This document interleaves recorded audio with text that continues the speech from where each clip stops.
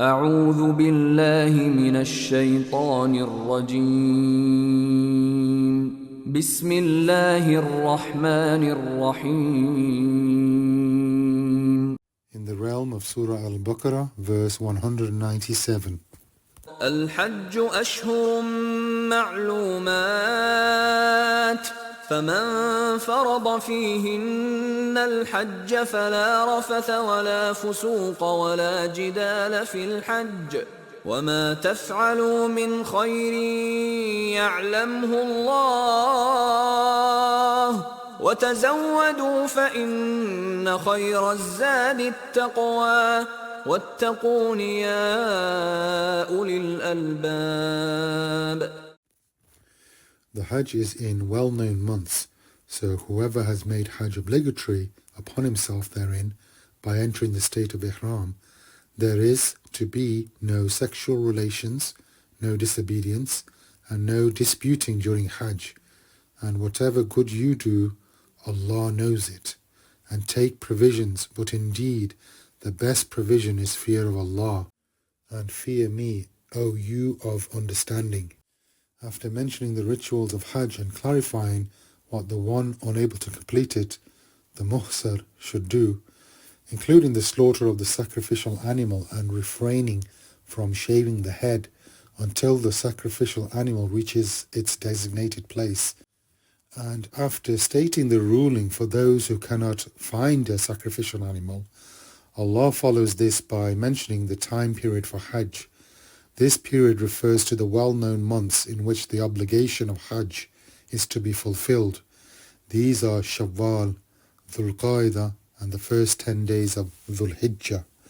Allah mentioned these months as well known because the Arabs were aware of the Hajj months each year since the time of Ibrahim alayhi salam. Islam reaffirmed their understanding. Alternatively, well known could signify that these months are fixed and specific, not subject to change or alteration, which implicitly rejects the practice of an-nasi, calendar manipulation, practiced by the polytheists according to their whims. The Arabs inherited from the religion of Ibrahim and Ismail alayhi salam the prohibition of fighting during the sacred months to ensure the safety of pilgrims and their routes. However, over time they changed and altered the rituals and the prohibition of certain months, especially Muharram.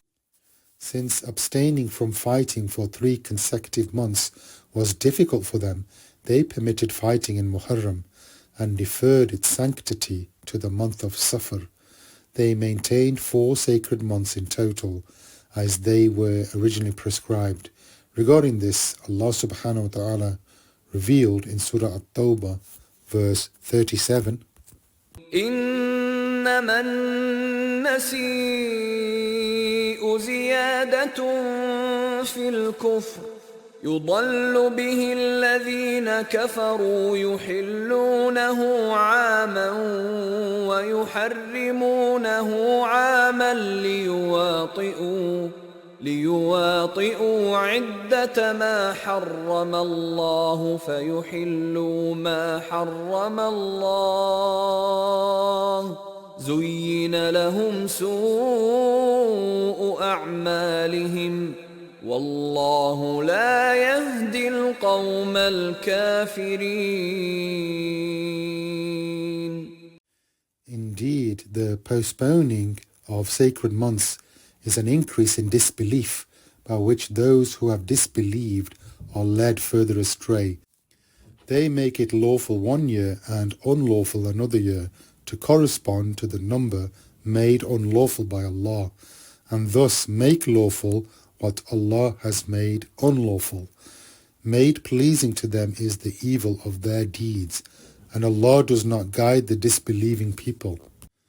The purpose of designating Hajj to these specific months is to clarify that the acts of Hajj are only valid within this period. The meaning is the time for Hajj is during the well-known months, so whoever obligates Hajj upon themselves during this time and enters the state of Ihram must avoid sexual relations and anything that leads to it.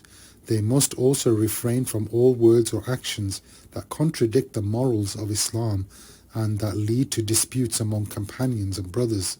Since all are gathered at the table of Allah's mercy, they should unite in obedience to Him and cooperate in righteousness and piety, not in sin and transgression. It is narrated in a hadith from the Prophet ﷺ, who said, "Whoever performs Hajj and does not engage in obscene speech or commit sin will return from Hajj as free from sin as the day his mother gave birth to him." And the Prophet ﷺ also said, "Whoever performs Hajj and fulfills its rituals while ensuring that Muslims are safe from his tongue and hands, his past sins will be forgiven." Regarding Allah's statement, "And whatever good you do, Allah knows it," this means refrain from the prohibited acts during Hajj to cleanse and purify your souls, and then beautify them by doing good deeds to complete their purification. Allah knows the doers of good and the evildoers. It is enough of an honor for the doer of good that Allah subhanahu wa ta'ala knows their goodness, that they are among the righteous in His sight, and that their deeds are recorded and acknowledged by Him. Allah rewards goodness with goodness, and what is with Him is better and everlasting. Then Allah subhanahu wa ta'ala said, "And take provisions, but indeed the best provision is fear of Allah." This verse encourages the taking of both physical and spiritual provisions for the journey of Hajj.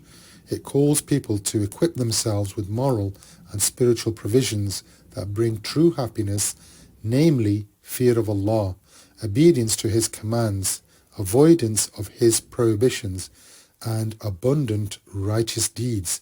At the same time, it instructs them to carry adequate material provisions to spare themselves the humiliation of asking others and to preserve their dignity. Imam al-Razi, in his interpretation of this verse, explained, "Humanity undertakes two journeys, one within this world and one from this world. The worldly journey requires provisions such as food, drink and wealth. The journey from this world requires provisions such as knowledge of Allah, love for Him, and turning away from all else besides Him. The provisions for the hereafter are better than those for the world, for the latter saves you from temporary suffering, while the former saves you from eternal torment." Finally, Allah subhanahu wa ta'ala said, "And fear me, O you of understanding." This means take measures of goodness, avoid evil, fulfill acts of worship, and refrain from prohibited acts to shield yourselves from my wrath. Allah specifically addresses those endowed with intellect and understanding, pointing out that whoever does not fear Allah lacks true intelligence, comprehension, and the will to act in accordance with reason and wisdom. Indeed, this is a reminder for those with insight, and Allah is all-knowing and all-aware, and Allah knows best. Walhamdulillahi Rabbil Alameen. وَلَقَدْ يَسَّرْنَا الْقُرْآنَ لِلذِّكْرِ فَهَلْ مِن مُّدَّكِرٍ